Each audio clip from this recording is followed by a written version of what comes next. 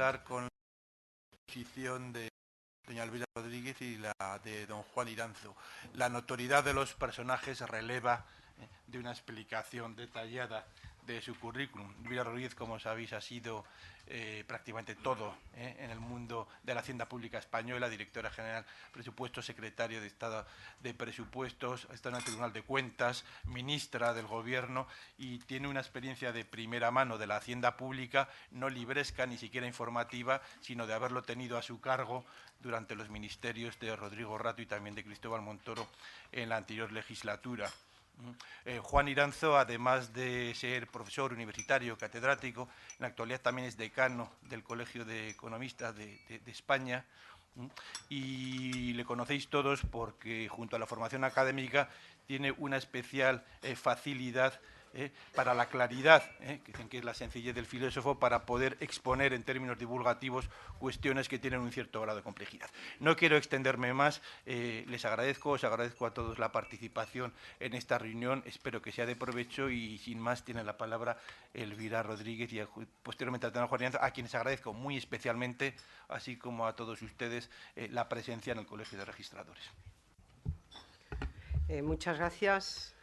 Buenos días, muchas gracias por la invitación, además una invitación abierta para, en fin, hablar de cuestiones de actualidad, que la actualidad hoy, pues entre las noticias de por la mañana y que dentro de un rato vamos a empezar el debate y la enmienda a la totalidad de los presupuestos generales del Estado, al final son las que son. Yo voy a hacer una parte de la exposición global y después Juan Iranzo, o sea, aquí no hay turno a favor y en contra, por decirlo de alguna manera. Cuando a mí me lo preguntaron dije que las cuestiones quizás merecían un rato de explicación, una explicación que se puede considerar más concernida, que es la mía desde el punto de vista de miembro del partido, de apoyo que está al Gobierno, y después la de Juan como catedrático. Yo he repartido un mono que va a servir de guía para mi exposición y que lo que ha intentado, esto es, he pasado a papel sencillamente unas líneas que hice a mano, pero que pensándolo,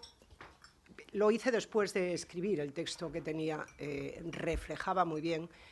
el problema, entiéndase problema como la situación en la que está inmersa el Gobierno para conseguir cumplir con su obligación, y es que España vaya hacia adelante y sus principales debilidades se resuelvan. Hoy mismo tenemos el debate en la prensa como consecuencia de que ayer la Comisión Europea dijo que la cifra de déficit que había dado el nuevo Gobierno del Partido Popular era correcta, es decir, una desviación del 40% respecto a lo que había anunciado el anterior Gobierno. Vuelve a haber un debate de si se habla o no de la herencia recibida. A mí, personalmente, y yo creo que a todos, llorar sobre la leche derramada es absolutamente improductivo. Sin embargo, no ver que la leche está derramada y no pensar en las causas por las que se derramó no solo es más improductivo todavía, sino que te puede volver a llevar a la situación en la que estabas una y otra vez. Por eso tenemos que darnos cuenta de qué situación se ha partido, porque esa es la realidad, porque cuando cambia el Gobierno, el día 23 de diciembre, se encuentra a España en recesión. Por mucho que se empeñen en decir que este trimestre es consecuencia de la política del nuevo Gobierno, cuando tú tienes un transatlántico en marcha, cambiarle el rumbo es muy complicado y la inercia te lleva a lo que te lleva, y ya se sabía cuando se dio los datos del último trimestre del año pasado, que fue, me parece, que menos 0,3 de crecimiento, que este trimestre, el que acaba de salir, ha anticipado el Banco de España ayer o antes de ayer con el menos 0,4, era algo que se veía, es decir, que España estaba en recesión. Además, los datos de la EPA a finales de diciembre daban 500.000 de parados más, partiendo ya de una situación de más de 4,5 millones. Ya sabes que la EPA y el Servicio Público de Empleo dan los datos desde un punto de vista distinto, pero estamos en torno a los 5 millones, 5,5 millones de parados, lo cual es una barbaridad. y esos datos de déficit público que por sí solos pueden parecer meros datos, pero llevan inmersos en ellos dos problemas. El primer problema es que incrementan las necesidades de financiación de España en un momento en que los mercados financieros vuelven a estar muy revueltos. Desde el verano del año pasado hasta diciembre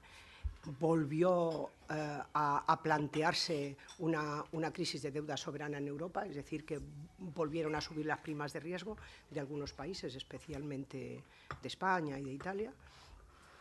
Y por otra parte, y eso también era muy complicado de enderezar, se superaban ampliamente los compromisos que se habían adquirido con la Unión Europea. Con la Unión Europea, el gobierno anterior había adquirido el compromiso de que en el año 2011 el déficit público en España sería del 6%, en el año 2012 del 4,4% y en el año 2013 del 3%. Al ser el año 2011 un déficit del 8,5%, que es el que acaba de darle el OK a Europa, pues el esfuerzo a realizar en el 2012 y en el 2013 era mucho más complicado. Y era un compromiso que había que cumplir, porque son las reglas de juego donde estábamos. En este momento hay mucho desconcierto porque salen, antes lo hablábamos, los organismos internacionales o instituciones o analistas que hablan de que si hay que potenciar el crecimiento, que si no hay que potenciarlo, en fin. Entonces, esa es la situación en la que estamos. Y no podemos decir que es otra situación, y le podemos llamar herencia o lo que sea. Desde luego es lo que se encuentra el Gobierno cuando toma posesión y celebra su primer Consejo de Ministros el 23 de diciembre. Luego voy a dar una pasada a las cosas que ha hecho el Gobierno desde este momento para verlas en su conjunto. Pero lo que nos encontramos es con una especie de puzzle en el que tenemos que resolver el Gobierno tiene que resolver los problemas que tiene España,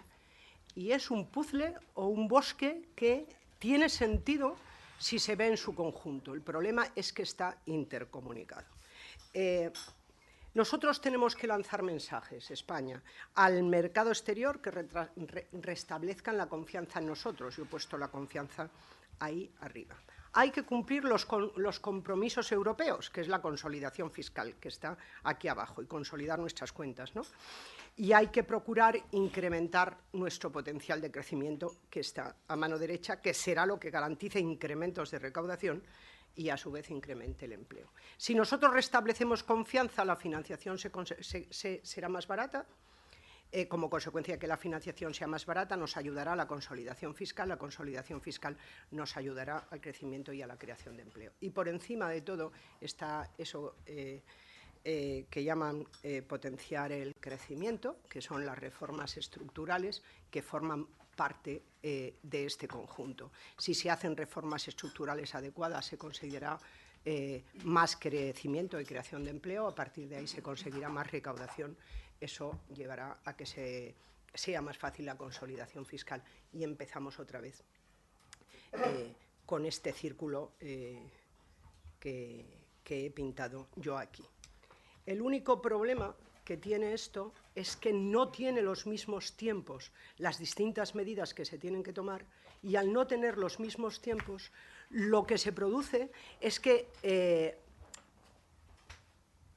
hay que tener un poco de paciencia, o hay que esperar para que todo el conjunto genere el objetivo último, que el objetivo último no puede ser otro que el del crecimiento y la creación de empleo. En este sentido, y con este planteamiento, el Gobierno, desde el principio, y no hay nada más que ver el debate de investidura de Mariano Rajoy y después una intervención que tuvo en el Parlamento como consecuencia de un Consejo Europeo,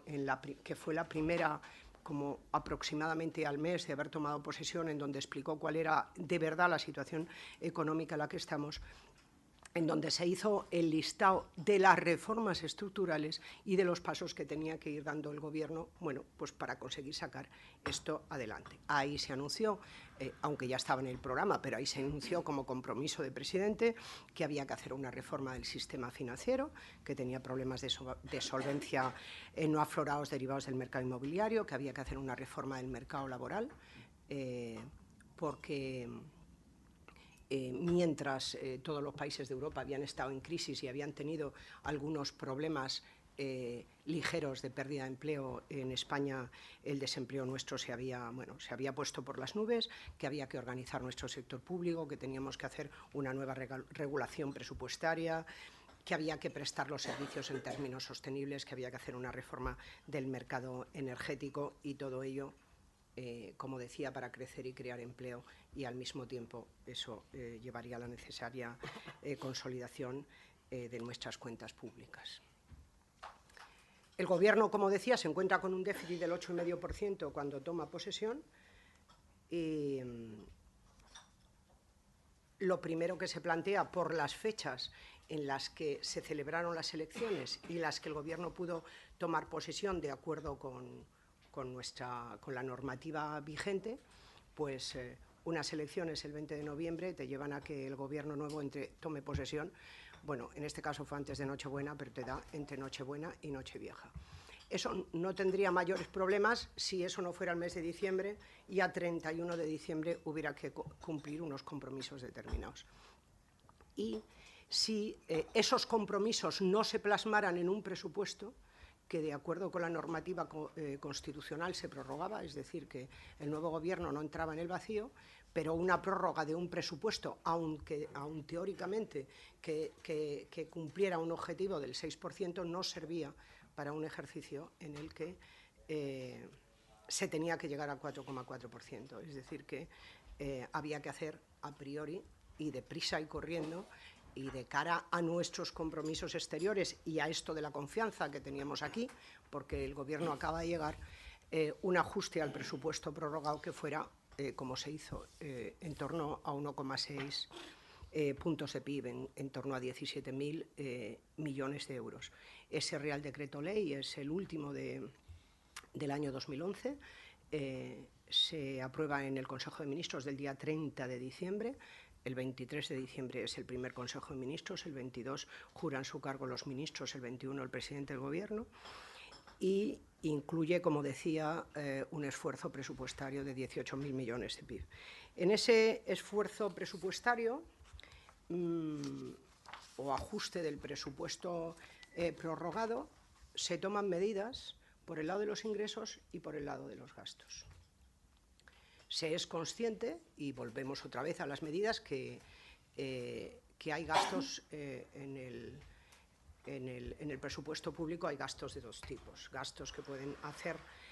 incrementar el potencial de crecimiento de la economía, y gastos que podríamos decir que son más gastos generales, o que, quitando el impacto que puedan tener sobre el consumo público o el empleo, el crecimiento de la economía es de forma más derivada. Estoy hablando de gastos en inversiones de capital o en investigación y desarrollo, y de gastos, pues esto es poco correcto políticamente, pero por ejemplo los gastos de ayuda al desarrollo, que son muy importantes, que estaban en nuestro presupuesto, pero que no tienen un efecto inmediato sobre el potencial de crecimiento de la economía española. Y por el lado de los ingresos, el planteamiento que hace el Partido Popular es doble. Por una parte es doloroso, porque casi la primera línea de nuestro programa político o electoral era que no íbamos a subir impuestos,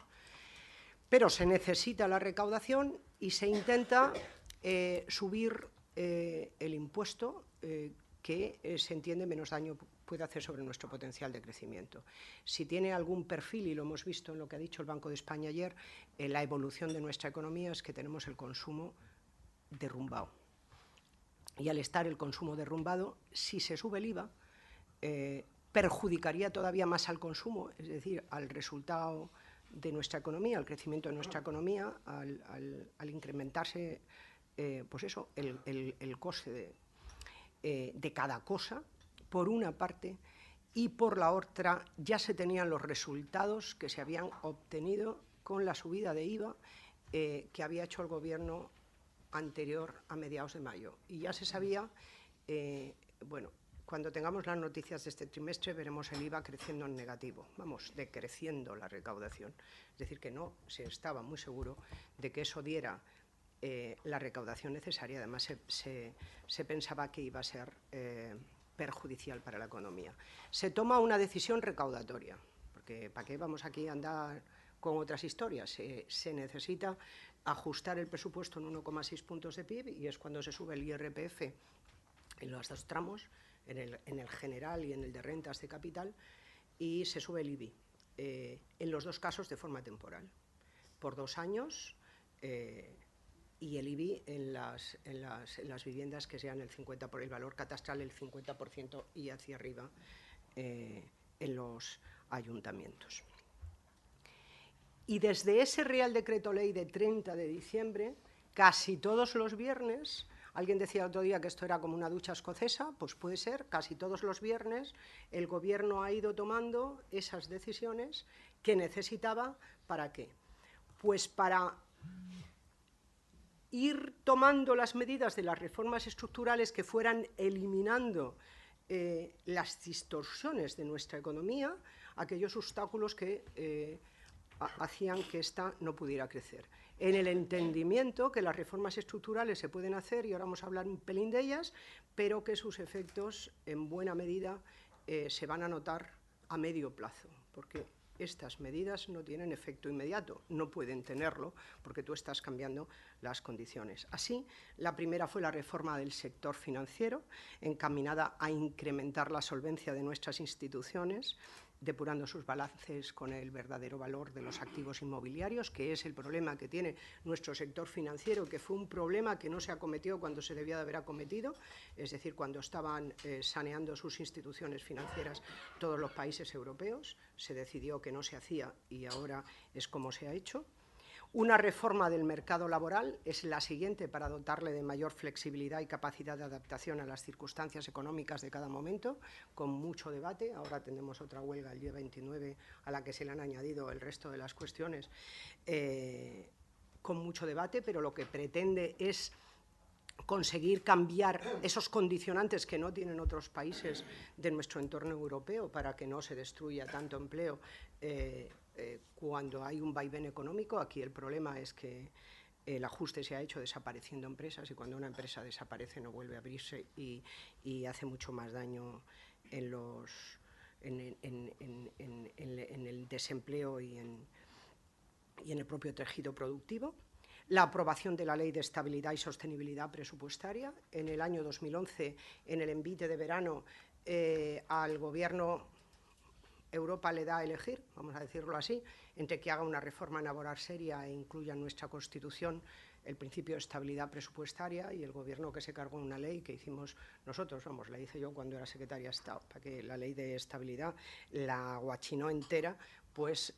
impulsó la reforma constitucional, dando 6 meses para su desarrollo legal, pero se ha hecho antes de los 3 meses. El mecanismo de pago a proveedores de comunidades autónomas y corporaciones locales, porque yo tengo una entrada larga de la herencia recibida, pero entre las distorsiones financieras y la falta absoluta de liderazgo de la Administración central, tú lo sabes bien, que tienes que tener sobre las administraciones territoriales. Estas entran en problemas como consecuencia de la caída del mercado inmobiliario y de los problemas para financiarse, y se financian con proveedores, lo cual termina de cargarse nuestro tejido productivo. Y bueno, hay un mecanismo de pago a proveedores de nada más y nada menos que 35.000 millones de euros, que ha costado mucho trabajo instrumentarlo de forma ortodoxa, pero que ya está legalmente y además ya está en marcha, y que se supone que 35.000 millones de euros metidos en la economía real va a servir para, de alguna manera, impulsarla. El proyecto de ley de presupuestos generales del Estado para 2012, que yo iba a hacer una pequeña referencia, pero que hablará de ello Juan. Un plan de lucha contra el fraude con medidas especiales para el uso de dinero en efectivo, entre otras, y declarando la imprescriptibilidad de de los bienes que no sean declarados por ese procedimiento excepcional de regulación de activos y patrimonios. Y el viernes pasado una serie de medidas en sanidad y en educación que lo que van encaminadas, además de a resolver algunas distorsiones y algunos problemas que tiene el sistema, a ejerciendo la competencia normativa básica que tiene la Administración Central del Estado, darle a las comunidades autónomas el instrumento para que puedan conseguir esa rebaja en 1,4 puntos de PIB en el año 2012 de sus cuentas públicas. Los presupuestos definitivos para el 2012 y desde el punto de vista general, y ya casi termino. La Administración Central del Estado tenía que reducir 1,6 puntos de PIB, puesto que al final el objetivo de déficit se mejoró 9 décimas. Luego la Administración Central tenía que hacer un esfuerzo solo de 1,6 puntos de PIB, vamos, unos 6 puntos de PIB son en torno a 18.000 millones de euros, o sea que... Pero el presupuesto tiene vida propia. Y hay determinadas partidas que, hagas lo que hagas, evolucionan solas. ¿Qué partidas son? La de intereses. Si tú tienes más déficit del año anterior, pues al año siguiente, como te financias, la factura de intereses crece. ¿Qué otras partidas? El presupuesto del Estado ha tenido que salir en auxilio del de la Seguridad Social, que se colocó en negativo, en déficit en el año 2011, y le ha metido 1.000 millones de euros más. Y además las clases pasivas y además el desarrollo del modelo de financiación de entidades territoriales que se cerraba y que supone un incremento más. Eso en total son 9 décimas de PIB, eso en total hace que el esfuerzo presupuestario bruto sea de 2,5 puntos, eso hace que el presupuesto del 2012 tenga que llevar 27.000 millones de ajuste, no aquellos 17.000 o 16.000 que se hicieron con el Real Decreto Ley de diciembre. Si las cosas hubieran sido normales y el déficit hubiera sido del 6%, con el Real Decreto Ley de ajuste hubiera bastado. No hubiéramos tenido algo tan excepcional que el día 24 de abril estar discutiendo la enmienda a la totalidad de los presupuestos generales del Estado del año en curso, pero había que esperar a cerrar, había que esperar a saber los datos conjuntos y también había que negociar con la Unión Europea para ver cuál era el resultado definitivo y ha habido que volver a hacerlo. Nuevamente tenemos medidas de gastos y medidas de ingresos y nuevamente en las medidas de ingresos se decide no tocar el IVA, porque si el consumo estaba mal en diciembre, en marzo está todavía peor. Principalmente se toca el impuesto de sociedades, además de la medida de regularización, con dos tipos de medidas. Unas medidas temporales, que son medidas recaudatorias, para que las vamos a llamar de otra manera porque se necesita cuadrar, y otras medidas definitivas que lo que intentan es resolver alguna distorsión que se había producido con los intereses derivados de financiación de empresas españolas multinacionales con centros en el extranjero y, como siempre, pues una subida del impuesto de tabaco y después una subida de las tasas jurisdiccionales o judiciales que estábamos viendo que también había algunas distorsiones que había que resolver por ahí. La tarea no es fácil, pero todavía no ha acabado. A finales de este mes hay que presentar en Bruselas la actualización del Programa de Estabilidad y Crecimiento, que es la que nos va a dar la senda de sector público de los próximos 3 años, y otra cosa muy importante, que es el Plan Nacional de Reformas. Y los servicios del Ministerio de Hacienda han empezado a trabajar con los presupuestos generales del Estado de 2013, que, como decía, si las cosas hubieran sido normales, eran lo que se tenían que haber puesto a trabajar para darle una vuelta completa a lo que son los presupuestos generales del Estado, que tienen que cumplir con un déficit global para todo el sector público del 3%. Estamos en el 5,3%, para que veamos el esfuerzo es importante, 24.000 millones de euros, para que nos hagamos una idea. Y todavía queda una importantísima tarea que hoy habremos oído, si alguien ha tenido la radio puesta, o ayer por la noche, que hay que comenzar y que va a tener, vamos a decir, que un efecto negativo a corto plazo, pero yo creo que en un medio plazo muy cercano va a tener un efecto positivo, que es el redimensionamiento del sector público. En este momento ya no es un problema de gastos corrientes, aunque sea parecido, es un problema de gastos generales. Tenemos un sector público que no nos podemos permitir. Y el ejemplo está en lo que ha anunciado el presidente de la Comunidad Valenciana ayer. lo están dando mal, no es que se vaya a cargar el 40% de sus empleos públicos, porque ahí está la sanidad, la educación, es el 40 o el 60% de los empleos públicos que tiene en todas esas hijos, hijuelos, nietos y bisnietos que se han creado en el entorno del sector público y que al final, cuando se analiza, te das cuenta que realmente no hacen falta, que es todo lo de las empresas públicas y su entorno. Que han crecido en los últimos tiempos de una manera exagerada. Y yo ya termino, porque después tendremos coloquio, pero para que nos demos cuenta que las cosas no se hacen porque se quiere, no se hacen porque seamos unos obsesionados de la consolidación fiscal, además de que tenemos el compromiso. Aquí están las conclusiones del Consejo Europeo de Bruselas del 1 y del 2 de marzo, en donde marca el programa de reformas y donde te marca el horizonte 2020 y en donde habla de recuperar mayores tasas de crecimiento y empleo, y de lo primero que habla es de la consolidación presupuestaria. También habla de que hay que mejorar el mercado laboral y también habla de que hay que potenciar la innovación y la investigación, que es algo que se sabe, y habla de la reglamentación del sector financiero, restaurar la confianza de los inversores y, por último, para no parar, que es algo que se empezó, pero que habrá que hacer con cabeza, y aquí hay algún representante, porque esto hay que hacerlo bien, con los estudios económicos convenientemente bien cerrados para que esto no sea una ruina, estimular la financiación privada en los proyectos de infraestructuras fundamentales. O sea, aquí marca la Unión Europea de una manera, el Consejo Europeo de una manera muy sensata, cuál es el camino por el que hay que ir. Este camino de esto que he colocado yo aquí, pero que comienza con esa consolidación fiscal que necesita que las cuentas públicas se arreglen y que es la que se plasma en los presupuestos que se han hecho y que hace pues que el trabajo no sea fácil, pero que el Gobierno, que no ha parado desde que tomó posesión,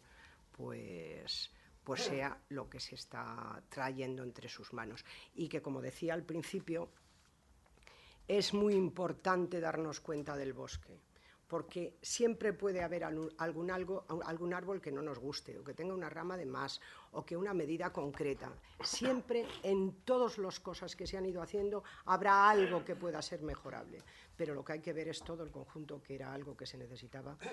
porque teníamos esto absolutamente parado. Y yo ya termino. Muchas gracias. No sé si me he explicado muy bien. Le doy la palabra a Juan, que profundizará en algunas otras cuestiones. Gracias. Pues muchas gracias, Elvira. Por favor.